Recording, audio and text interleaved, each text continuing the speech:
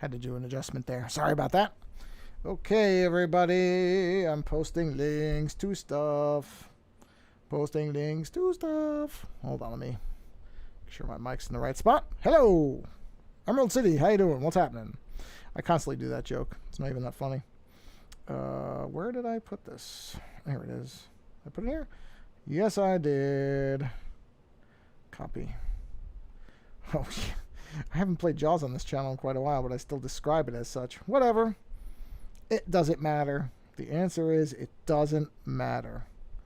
Truly does not. Did I put I did not put a space there. There we go. Okay, let me jump over to the other thing here. Let's see. Okay. Okay. Oh, no, retweet. Retweet. I have retweeted myself. If you ever want to make sure that you have social media traction, create 2 accounts. And then you'll always have yourself to thank for something. Isn't that nice? Little tip from someone who knows nothing. Getting a sip of water right now.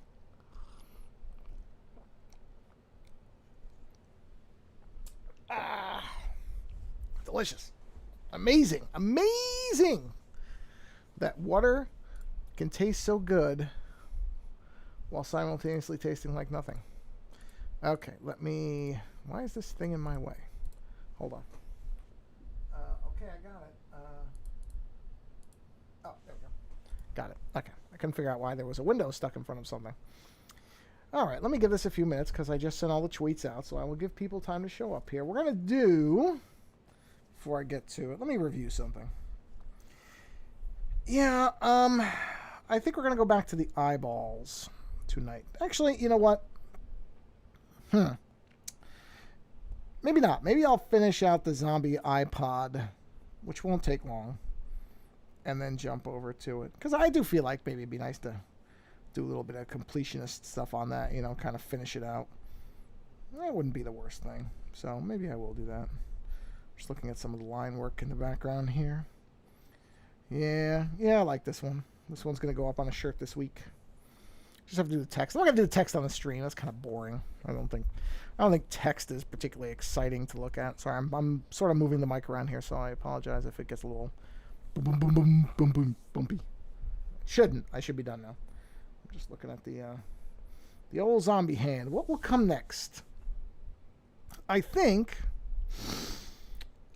for my next one, I'm going to do a zip drive disc or a jump drive disc. What did they used to call those? There was zip drive. Oh, there was another one. What was the competing technology? Let me think about this.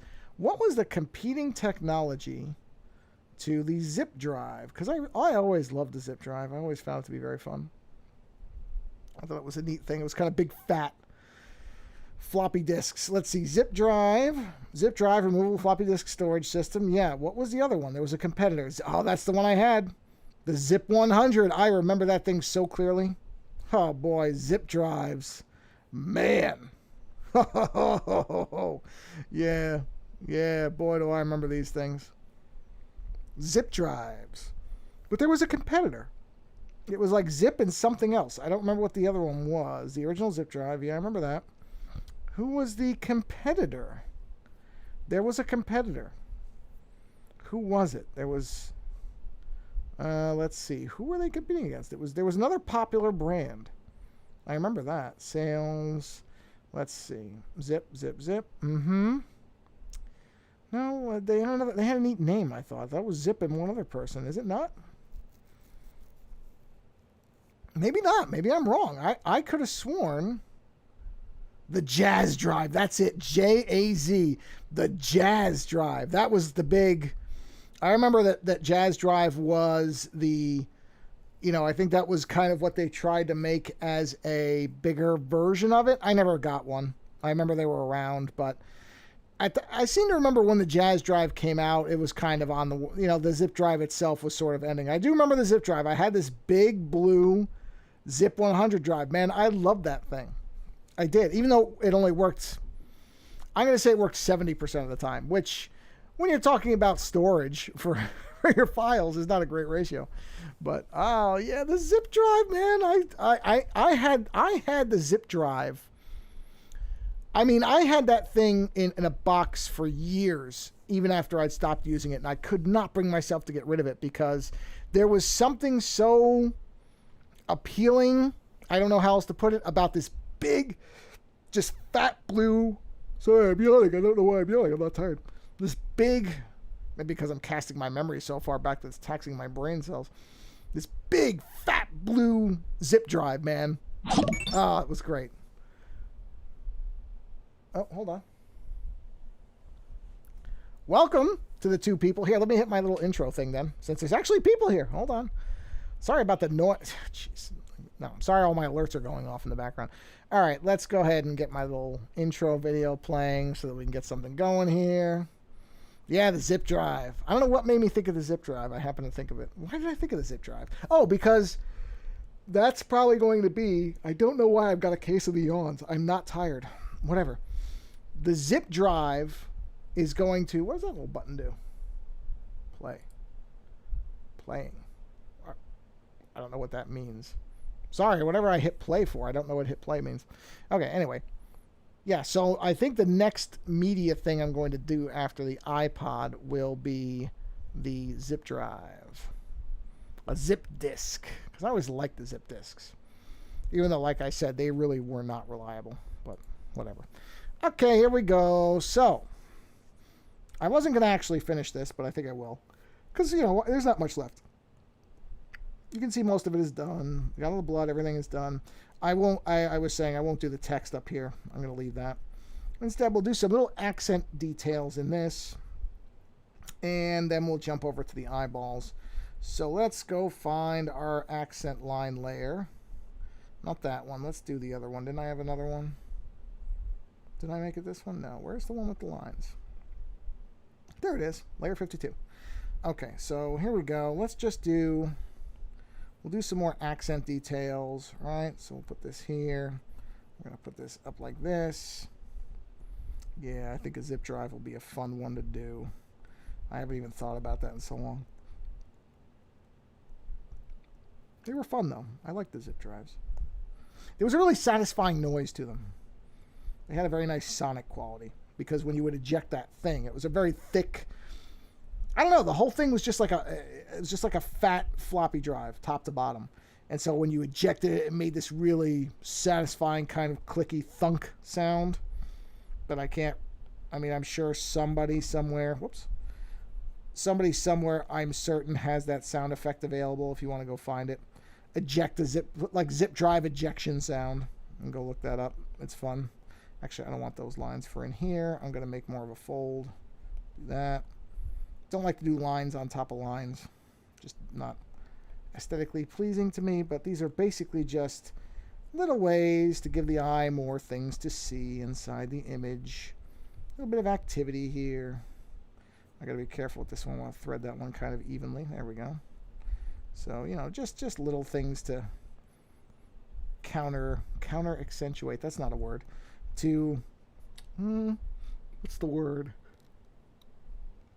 To compound the accentuation of the accent lines. I think that technically makes sense, even if it's garbage English. Whatever. I don't pretend to have any command of my native language. I really don't. Truly, how many of us do? I mean, in the United States. We all speak kind of garbage versions of English. It's not even English, really. I mean, it is, but it isn't. It's not the King's English, that's for sure. English is one of those weird languages. It just keeps evolving in strange and weird and wild new ways. Many of them confusing to me because I'm not hip enough to be on top of the lingo of the youth anymore. But even when I was younger, it's not like I really had any idea what the hell anybody was saying. It's always kind of on Planet Joe for all intents and purposes, better or worse. Although I was never an unpopular kid. I was never a popular kid. I was never an unpopular kid. I think the only reason I kind of skated through was because of my artistic ability. People wanted you to draw stuff. There's always something neat about the guy who could draw stuff. That's the only reason I probably didn't get shoved into a locker more often. because I certainly never had and still don't have any appreciable social skills. How I ever met and dated women ever is a mystery to me. I don't know.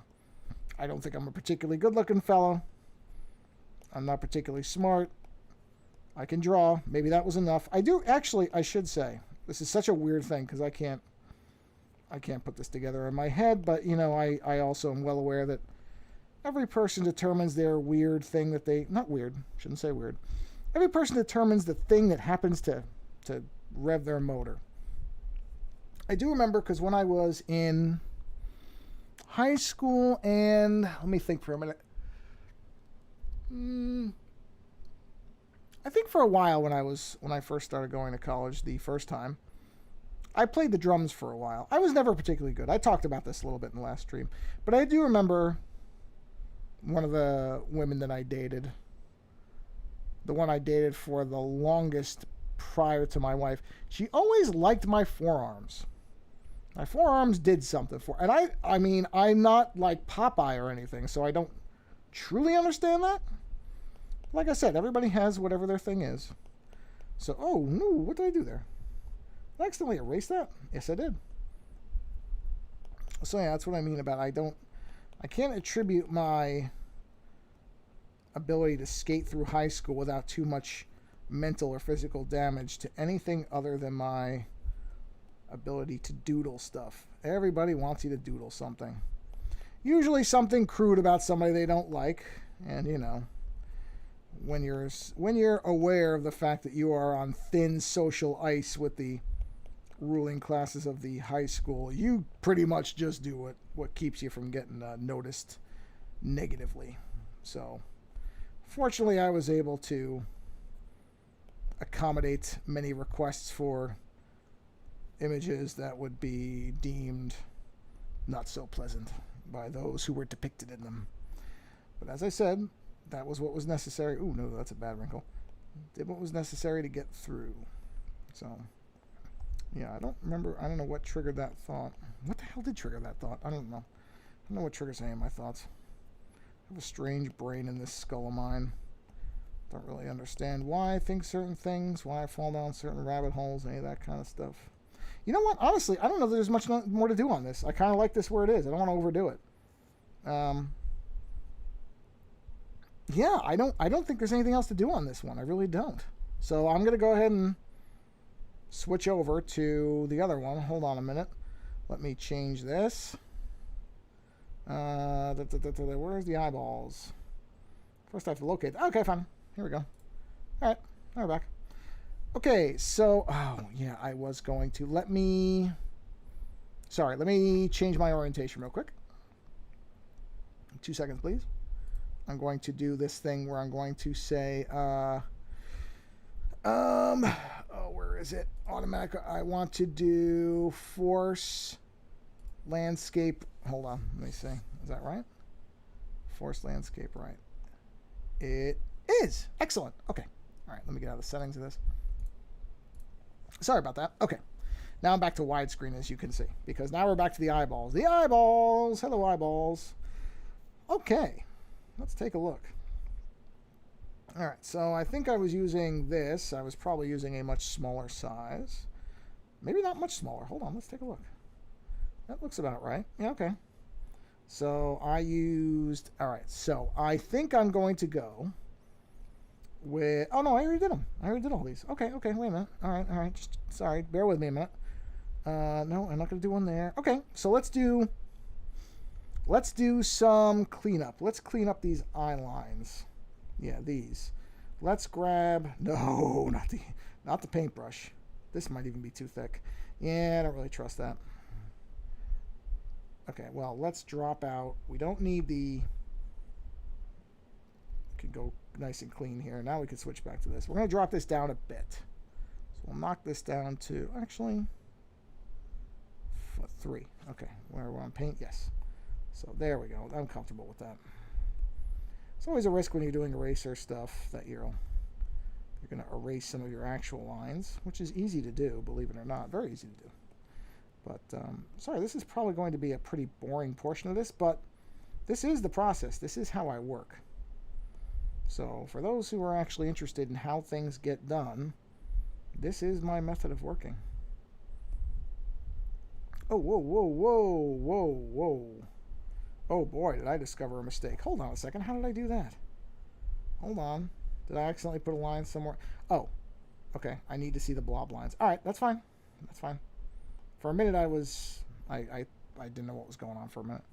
But I think I have to sneeze, so I'm going to mute my mic so I don't sneeze into it. Whew, okay. All right, so I do need those lines. All right, so let's find these. Where are we? Ah, right there. Okay, so let's take this. Yeah, I do need the blob lines because that explains why that was missing. Yeah, I saw some more. I don't know how many people saw this, but apparently there was a art festival, I believe, in Britain, maybe? And they invited a artist who apparently they hadn't bothered to, an NFT artist, which should have been a gigantic alarm for people, an NFT artist, who it was found was tracing over other artists' work. Whoops. Yeah. I mean, tracing over like Jamie Hewlett's Tank Girl artwork. I mean, in ways that are stupid. You know, it's a pretty... Tracing of certain things is pretty well known, or copying, you know, and has been a debated topic for a while. But when most people are kind of going back and forth on tracing, they don't usually mean that kind of tracing. They usually mean, because I saw an artist, I think I've told this story before, 2000 AD artist who took some photographs of paint cans. So paint cans and some soda cans, and he arranged them so that he could get, you know, a perspective on a future city he wanted to draw. And then he basically went over the raw forms of the cans to create the building shapes. And then, you know, that was as much as he traced, and then did the rest kind of, you know, from imagination, the actual detail work of the buildings, you would say. And there are people who think even that's wrong, and I could not disagree more. I don't think, you know, not all artists command all aspects of art, and so that's the kind of tracing where it's like, okay, yeah, you're getting a little too high and mighty on what you think is right or wrong. But tracing over another artist's work, especially another illustrator, because I've seen people get into it over, you know, if using, and not even tracing, but using a photograph that you find in, let's say, a magazine or something as a template for your artwork. So I'm not even talking about tracing over a photo, which that's an interesting discussion. That's actually kind of an interesting, you know, then you get into the idea of what's transformative or not, and what does transformative mean, and, you know, who can determine what is transformative, which I think those are all interesting discussions, and I don't know that there is any clear-cut answer on it. I really don't, because there are people who will say that, you know, I'm not really an Andy Warhol fan in terms of his artwork, but I think he was sued, actually. I'm pretty sure. Did Campbell sue him over the cans or the soup cans? I can't remember. But that's kind of one that's brought up many times as an example of, okay, it's a transformative work. Oh, no, it was Prince. I think it was Prince, the photographer who took a picture of Prince, and then Warhol did recolorization and some contrast work on it, and, you know, sold it. And so the photographer sued, and I think lost, because it was considered a transformative work. And that's an interesting, you know, this is something I should run by Aunt Pruitt, and I will do this on Twitter after I finish this stream. You know what? Actually, I'm going to do it right now, because I'll forget. That's the reality of it, guys. I'll forget. So let me do this right now. Hold on a minute. Sorry, I'm going on the tweeters here, so bear with me a minute. Aunt Pruitt. Oops. Aunt Pruitt. Jeez, I'm so bad. As a photographer, curious on your opinion as far as transformative works.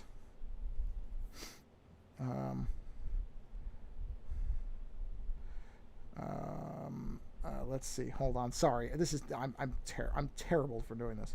Prince, photo, Warhol. I almost said war suit. What the hell is a war suit? Well, I'm sure there are such things as war suits. Prince versus Andy Warhol. Ah, ha, ha, ha. Found it. Let's see. Andy Warhol was part of executive. Okay. Pop car. Okay. Photographer Lynn Goldsmith discovered that Warhol's Prince series. Here it is. Let me copy this. Okay. Curious on your opinion as far as this story and the nature of transformative works. There we go. So, bang. I will ask a photographer. As a photographer, curious on your opinion as far as this story and the nature of transformative works. But we'll see what he has to say. Okay, sorry. Slight detour from the stream for that, because I actually have somebody I can ask who I know will respond in an honest way. And that's always valuable. So, we will see what he says. And if he responds during the stream, I shall read it live on air. Because honestly, I can see both sides of that argument. I understand the idea of transformative. Now, in this case, I should say, so in the Warhol case, as far as I could tell from what I saw of it, if the pictures that were accompanying the story were accurate, which you now have to caveat everything with, if in fact the images that accompanied the story were correct, it certainly appeared that what Warhol did was take this photo of Prince and actually, if it was, I wonder when that's from, because I don't know when Warhol died, so it had to be before he died. It looked like it was a pretty early photo of Prince. I mean, Prince has been had been around for a while. So, in any event, there is a inherent tension. Because there's of course people who, Steve Jobs used the quote of good artists copy, great artists steal, which I'm sure many great artists would have an issue with his phrasing there and what he's basically saying. But there is something to that. There is a discussion, a debate, at least a examination to be had on the fact that almost no work is truly original to begin with. Let's start there. For example, there's a very famous kind of line about songs and songwriting, that there's really only 7 songs. There's only 7 themes, and all songs are variations on those 7 themes, or maybe even less. I don't remember. And to some degree, that's true of art too. Is all art is generally, most artists build on the backs of others in some way, whether it is through their artistic ability or style, if you want to go that way, or the fact that many artists learn from literal imitation, which is to draw from life. Well, that's copying. I mean, not copying in a way that I think is bad. I'm just saying that if you look at an apple and you draw okay, here, I'll give you an example, right? Here, why I like doing this, I don't know. But okay, so I'm going to look at something. Let me look at something that's right in front. Okay, here we go. Now, this is very rough, obviously. Helps to have a pen, right? So right now, I'm looking at the Spider-Man statue that my wife got me, which is one of the best things anybody's ever bought for me. It's Spider-Man in the black suit. It's a Bowen statue. It's about 14 inches tall. It is magnificent. I mean, my wife's ability to get me things that are just lifelong treasures is unmatched. So anyway, I'm looking at this, right? So, okay, so looking at it, and I'm obviously doing this very freehand and rough, and there's some shadow on it, so I can't get it exactly right. But this is something that, let's assume this was a nude model and not Spider-Man, okay, for the sake of argument. But let's just go ahead and do a little bit of quick work on this, right? So this would actually be a good example of something where you would be studying shadow. So, right, I'm looking at this thing, and I'm drawing it, and again, not necessarily very well, because I'm doing this very, very freehand and quickly, and without any, and it's a black statue, so with low light, I definitely did not elongate his face enough. But anyway, right, so that right there, let's say that was on a piece of paper. Let's say it was on a little Post-it note. Let's put a rip there. It's a little post-it note, right? I drew it in a diner and I put my initials on it. And I called it, I don't know, let's do this. AM for Arachnoman. And somebody bought this for $2 million. That would never happen. But somebody decided to hand over, right, a big wad of cash for this, right? Now, that's a derivative work. Number one, it's a copyrighted character. I mean, you'd have to know the black suit Spider-Man, but a lot of people do. Obviously, it would be a lot easier to tell if I used the classic Spider-Man costume. But this is a derivative work. It is, because I'm looking at something that exists that was made by an artisan. I assume this was based on a sketch. I don't think this is, or, you know, actually, well, no, because it would have been licensed. Never mind, that argument is ridiculous. But I'm looking at this, so it's a derivative work. Now, if I do, right, so this is where you get into the fun, quote unquote fun. So, right, let's take all this out. That's just a derivative work, but it's also how a lot of us learn to draw, is to look at other artists or something in life and imitate it, right? Okay, so let me use my other brush. Let me just do this way, right? Okay, so let's just do this. All right. Now, what if? What if I give him little wings coming off, right?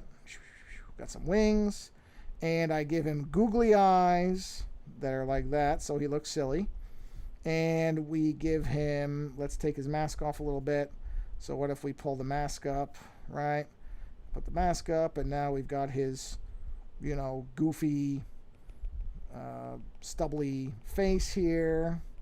And I go this, and I give him a pipe, right? And in that pipe, we'll give him a little bit of a nose here, and we'll give him some definition on his old chin, right? Out of the pipe comes some smoke, right? And in that smoke is, let's see, I don't know. Let's make it a smiling sun. In the smoke is a smiling sun. And I call this, I'm going to abbreviate it, pleasure in the pipe. Now, is this still a derivative work? Is this transformed enough? Even if you recognize, I mean, how much do you have to remove to make it a non or a derivative work? If I take the googly eyes out, actually here, I'll go you one better, right? So if I do this, right, and I take all the black out, right, and I take all the black part of the costume out, and I change it to the traditional Spider-Man, right? Which is very obvious. I mean, everybody knows the Spider-Man outfit. So I do the webbing. Okay, now I make the eyes on the traditional costume a little more blacked out, right? But this is now the traditional Spider-Man outfit. Is that now too derivative because it's recognizable as Spider-Man in a more obvious way? I don't know. This is the nature of this thing about derivative versus original works. I don't know. I don't have an answer, but I find it to be a fascinating discussion. I think it's really interesting to get into that and try to determine, because, like I said, I was in college, I took figure drawing. I think it was called figure drawing. They were like figure drawing 3 or something. And in that class, we had nude men and women who were paid to come in and model, and we would draw based on them. You know, that was how you learned the figure. Now, if I were to turn around and sell one of those drawings, some of them were good. You know, some of them, I don't know that I would actually sell any of them, but let's say somebody saw one and said, "Ooh, I'd like to buy that." Or somehow it ended up on a Christie's auction. Does that individual who posed, now, I'm sure they signed something, blah, blah, blah, blah. Oh, did I not do all the eyeballs? Did I assume that I did and I didn't? Am I an idiot? I think we already know the answer to that one. You know, I am an idiot. Oh, boy, am I stupid. Sorry, everyone. I thought I was stupid. Yeah, I'm sitting here rambling. I haven't even finished what I was working on. All right. Anyway, yeah, so does that person, do I owe that person something? After all, the drawing didn't come from nowhere. And especially with a figure drawing, right? If I'm basing it on a model, it doesn't even really involve much imagination, right? Because I'm drawing what's there. I mean, don't get me wrong. You do as an artist generally, unless you are somebody like Alex Ross who is trying to represent reality nearly exactly, you do add your little flourishes. Most of those drawings I think I did with charcoal. Maybe I did some with, different types of actual pencils. But they're not drastically artized. There's not a lot of flourish to them, as far as making them something. Oh, I got an answer from Ant. Okay. Well, let's see. Hate this stuff, but I see how the legal... Okay. I'm going to read this verbatim. But I see how the legal stuff draws a distinction with a very fine line. I wish photo licensing was similar to how musicians sample other artists, hooks, riffs, etc., and pay a fee for a sample, or at the very least get written approval to do so. Thanks for the... All right, let me thank him. Thank you. Actually, this question came up organically in my art stream, and I'm reading this answer there right now. Appreciate it. This is the most psychotic of things about how media works now. This question came up organically in my art stream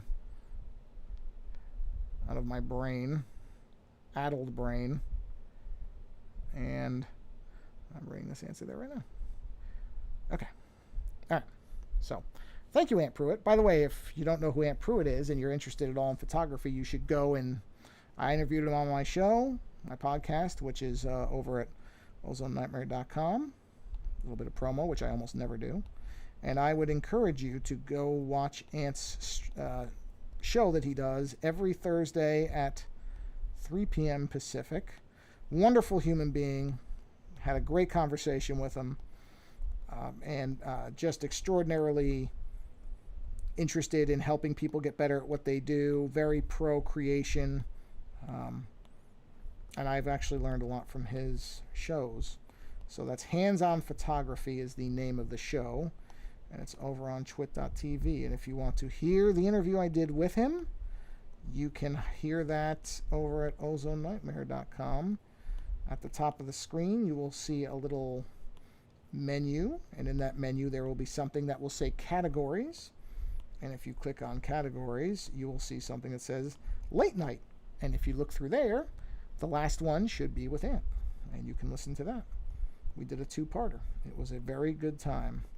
And I will invite him back at some point because I just had a good time talking to him. And I think we had a very fun conversation reminiscing about age and the things that change and you notice with age. So, and that's the kind of thing I like about Ant is he gets back to you and he's honest about stuff.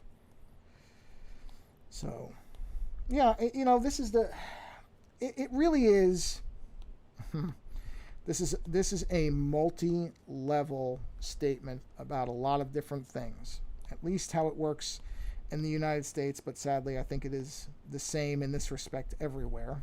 There are problems that are uniquely American. I don't think this is one of them. I'm sad to say, but it should not be that art and creation have to exist in the ways that they do in terms of ownership and compensation. I mean, it really one of the most depressing things. And this really is one of these things that I almost don't like to talk about because it really does, it upsets me at a deep level. It really does.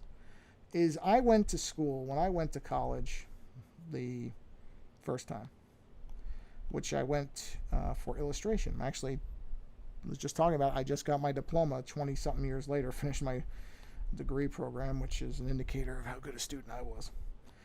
But in any event, I went, I was in there, my major was illustration. So I was in art school and illustration. And some of the people that I was there with, let me put it like this, their abilities made me want to just stop and not bother because they were so good. And I'm sure this experience is the same for anybody who's a creative, who, if you are fortunate enough to be able to go to school for it and be around others who are creative, you will inevitably find at least a few people who are, at least in your opinion, far better than you, that will then make you question why you're even going, because these people are so much better. And that's a typical thing, and it's just a nature or a byproduct of not appreciating your own work properly and not being able to step back. I just had this. I just did a painting because my wife and I do Bob Ross paintings every weekend. And the painting that I did, the first one I did, I just destroyed it. I took the paintbrush and I just annihilated it. I really did. I was so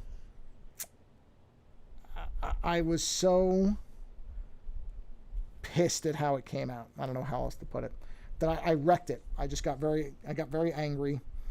I pulled a Michelangelo and I shredded I didn't shred it literally, the canvas. I saved it because we can paint over it. But I just took my brush and I just wiped it out. And then I tried it again, and I really didn't like the second result when I did it. And I told my wife at one point, I'm like, just paint over it in black, because what we do is paintings we really don't like, you can reuse the canvases by painting over them with black acrylic, because we're using oil paint. So you let it dry for a little bit, and then you just paint over it with a couple of coats of black, and it becomes like one of those paintings that they find sometimes in art museums, and they realize that there's multiple layers, because all artists are crazy. So I'm not the first person to paint something and hate it and therefore paint over it, to then paint something that would hopefully be better. But in any event, the one that I didn't smear, I got to a certain point and it just wasn't going the way I wanted to. And I finally got very, very frustrated about it. And I said, okay, just paint over it. And then I looked at it later and I liked it a lot better. Also, something I tell lots of people is, if you're upset about something, step away from it for a couple hours and then go look at it after you haven't looked at it in a while. And a lot of times it's not as bad as you thought. Anyway, the way this relates back to college, sorry, I think I was kind of branching off from there, is I went to school with these people. Just gifted people, talented people, great people, whose work I would look at and think, oh, okay, yeah, that's going to hang in a museum. This is, not everybody. There were people of better or lesser. I would put myself probably at middle of the pack at best. I mean, if we're just being frank about it, I'm not a great artist, but I also know that I have some ability. If I can get the thing going the right way, I can do something. Obviously I'm sitting here drawing eyeballs, and it's not nothing. Somebody likes eyeballs, I'm sure. But some of these people were just high caliber, really, really, really, really good at what they were doing. And you look at these people and you're sure, and this is 22-year-old me who doesn't know anything about anything and is still half stupid, and and I went, wow, well, XYZ, those people, the next time I see their names, it's going to be because they're having a gallery opening or they've sold their work on something or whatever. Hold on, comment. I think you're pretty good in part of that. That is handle on your command. You said how do you... Well, I appreciate that. That's kind of what I'm the whole thing that I'm getting at is that's the reason I tell people, and I say to my wife too, because she gets very frustrated with stuff that she paints. I'm like, just step back for a minute. Step back. Don't look at it for a little bit. Because oh, I almost muted my microphone. Whoops. It probably is better than you think. But, and this is what I mean about, the way you see things and the way things are very different. And these people, when I actually checked in on some of them, year, 2 years, 3 years later, some of them just, they weren't working in the art world at all. And I just thought, and some of them had kind of given up on it because they tried really hard, couldn't make it. And they just took it so badly, were so rejected by the fact, dejected by rejection, there's some English, that they just stopped. And that's so sad to me because, I went through a spell like that, or a phase like that, or whatever you want to call it, where I wasn't really producing any artwork for a long time because I went, you know what? And because I wasn't making any money at it. And there was a point where I was like, screw it. Why? What am I doing this for? What am I putting all the work in for? Nobody's ever going to see it. Nobody's going to care. It's pointless. What am I wasting my time for? I'll learn to play the piano or something else. And I had that mentality for probably 3 or 4 years. And then I don't really remember what turned it around. Maybe it probably was, at least, I found, for example, my day job. Where else you can play guitar? Yeah, that's what I mean. I have to seriously not think about that a lot, because it really will depress me. It really will. It will bum me out for a whole day if I really think about the fact that these people that, we prioritize the wrong things in our cultures. We really do. We don't focus enough on, again, I'm just going to speak for the United States. I don't know how it is other places. I can't speak for the entire world. I don't have enough of a background to do that, so it would be unfair. So I'm going to say it like this. At least in this country, the focus becomes what makes you the most money. What the things that we value are the wrong things. Instead of, if somebody has a talent, how can we make that talent? How can we allow that person to utilize their talent and ability, something that they want to enjoy and will be passionate about, and how do we get them into a position where they can use that? That's what we should do. And I know that's hippy-dippy, new age crap, and people will say, oh, what planet are you on? That's not how the world works. I know it's not how the world works, but I can want it to work that way, because then I think people will be a lot happier. If we could get people into roles and positions where they could thrive and flourish and feel fulfillment and accomplishment, and that doesn't have to be something creative. Don't misunderstand. That's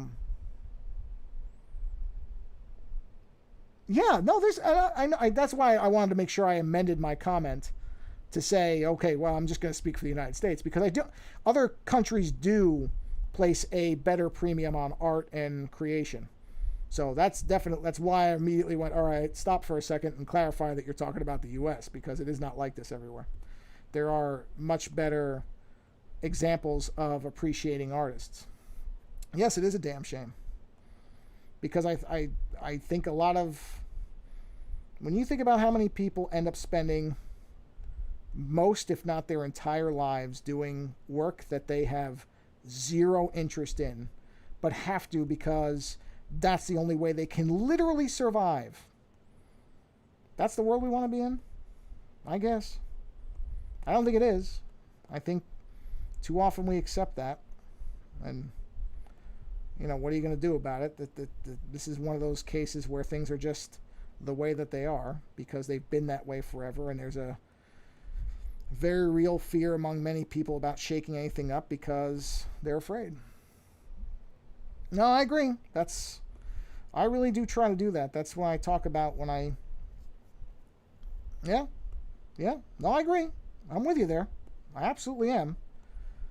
That's why, as bad as Twitter is for a lot of people, I try to use Twitter as a positive force, and I try to spotlight people in a positive way as opposed to whining and complaining about some fictional character on a show that I don't know anything about.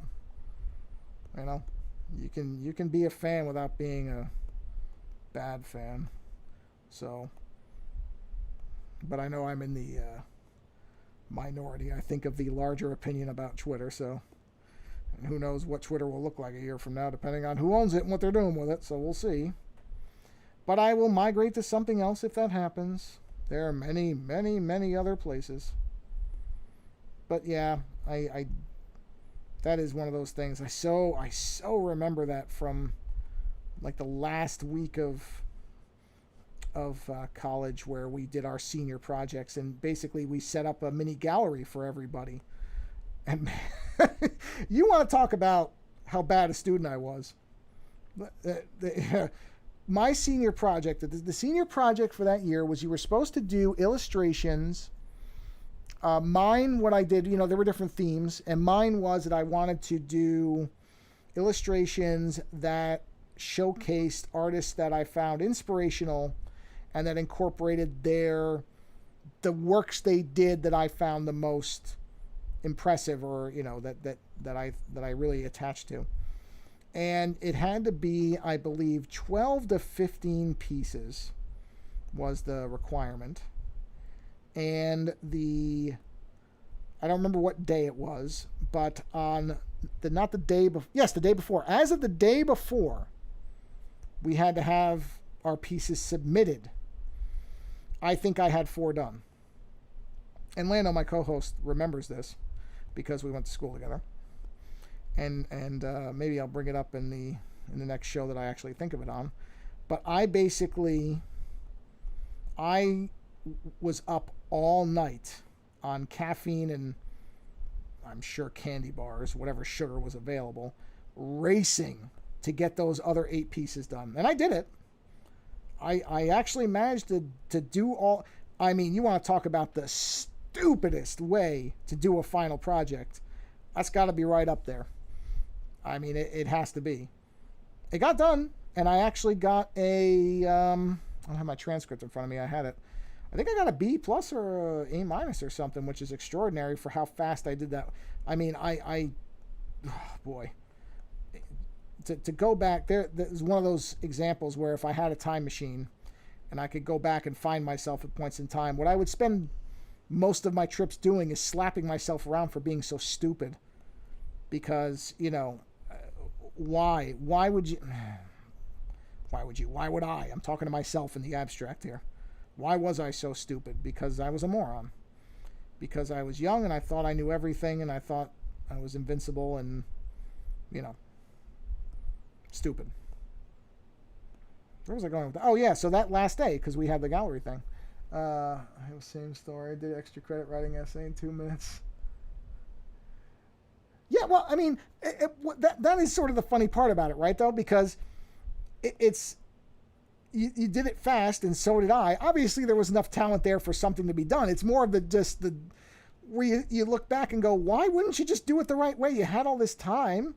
It's something you enjoyed doing. Why didn't you? But I was a terrible student. I mean, I was not built for education the way that I should have been. I shouldn't even say built. I just was a bad student. I was just a really crappy student because there's a plus and a minus to being in a place where you have no responsibility and somebody else is footing the bill. There's a real danger when those things are both true at the same time. And that's what it was. Although I can't even necessarily blame it all on that because I paid for my last year of college, so I wasted my own money. That's the one I was paying the loan back on for years and years and years. So really, I was just a fool to myself. But yeah, I mean, it's a common story. We're all dumb when we're younger. It's, there's very few people who have actual maturity and self-awareness when they're young. Yeah, no, it's true. It's, you're not wrong. There are exceptional people who, man, they will just work at it constantly, and it does pay off. Although I wonder sometimes if there's a cost to that too, because there is a balance that I think you need to have where, and again, maybe this goes back to the idea of not giving creators the right avenues, is you really shouldn't have to work yourself to death almost to be successful. That doesn't seem like yeah, exactly, you become Kanye. You're right. And it doesn't seem like a very healthy way for anybody to operate. I mean, it was, I was on a thing earlier when we were talking about, there was a discussion being had about, digital disconnection and, taking a break from being connected to everything. And it's the same type of thing there. Too much of anything. And that includes work. That work builds character scam, yeah, I've never bought into that. I'm not saying people should be lazy, but that whole thing where, work builds character. No, it doesn't. It doesn't. You shouldn't have to knock yourself to pieces to be successful. I don't buy that. I'm sorry, I don't. It doesn't have to be that way. There are better ways. You should be able to be successful without having to drive yourself to the edge of madness for it, or exhaustion, or sickness, or illness, or whatever. So, I don't believe hard work builds character. I think the people that you're around build character. I think that your values build character, not if you make yourself collapse from busting rocks all day. If hard work built character, every person they put in the rock yard of the prison would come out as a saint, and we know that doesn't happen. Although let's not start on the penal colony and how we treat people in there, because we don't want to be on a 4-hour stream of dissecting the criminal justice system. That's not what this stream is for. I'm trying to keep things on a lighter note. But yeah, I remember that senior, whatever we called it. I think it was just called senior project, but that gallery day and looking around and being like, man, these people are going to be, I will be able to say I knew this person when they were not somebody. Then you walk out the door of the college. Although I will give, I know I've said this before too, got to give the professor of actually, what was he? Yeah, the person who was in charge of the senior project. I will give him credit. The first day of the class that I was in with him, he said, hey everybody, news for you, you're probably not going to make a living at this.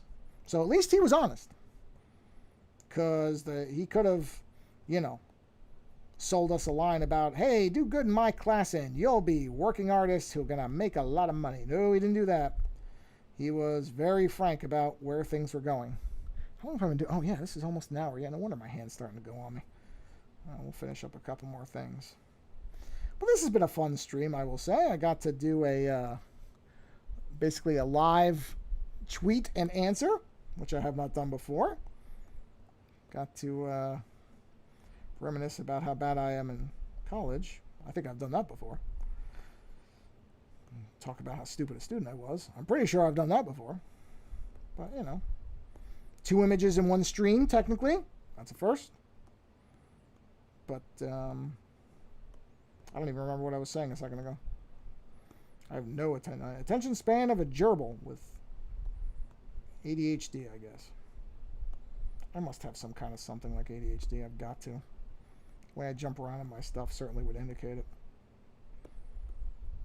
But yeah, that's what it was, the professor being honest. Yeah, I have to say I respected him for that. Because, that could have lost you some people right there. You're never going to make any money at this, just so you know. Boy, I remember that. The room was quiet for a few minutes after that. I mean, I think all of us kind of knew that it wasn't going to be easy, but to have somebody just come out and lay it down like that. Yep.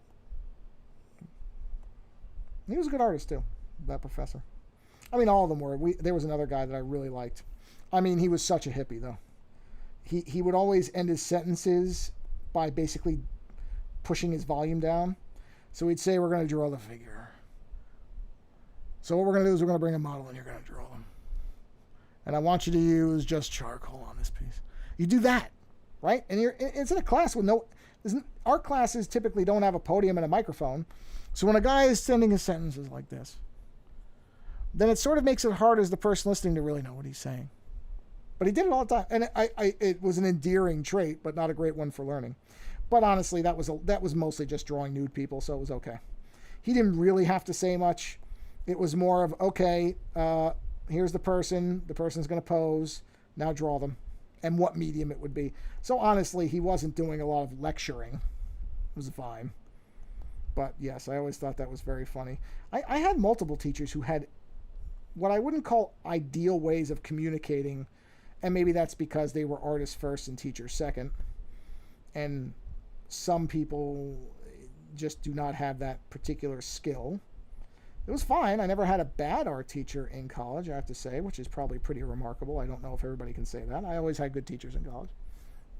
But yes, funny how many of them didn't really have a good command of speaking. Or at least not a very clear way of expressing themselves. You would think that might be something, but I guess not. I guess if it's art ability, then do they really need to be able to speak clearly? Probably just, oh, look at that. I missed a line. Holy crap. I missed one. Huh. Well, we'll soften that out right there. There we go. Okay, where are we? Here we are. So yeah, it's fine. I didn't really care. And I think what we'll do is I will finish out this eyeball line-wise, and then I think we will wrap this. Oh, I missed another. I missed this. I missed this whole eyeball. That's what happened. Okay, so that's okay. I can fix that easily enough. I clearly was not seeing that when I did it the last time. That's okay. Yeah, we'll finish this up. And then I think I will end the stream for this evening to preserve. Don't want to end up with a bad hand cramp. That's no fun for a couple days. Okay, so this is the state of our eyeballs. So we'll do more cleanup on the next one, I think, because there's not much left. Not much for cleanup, and then we'll get into the kind of, you know, start really blocking in these dark areas and get stuff going here. So in any event, I want to thank you all for stopping by, chatting, and bearing through my inadvertent midstream tweenering and, you know, terrible stories. Anyway, I'm going to wrap it up here and tell you to have a wonderful Tuesday evening or Wednesday morning, depending on your time zone and location or whatever. Wherever you are, whatever time it is, have a wonderful morning, afternoon, evening, late night, very, very early morning, whatever it is. And we'll talk to you on the next stream. All right, everybody. Good night, morning, whatever it is. Talk to you later.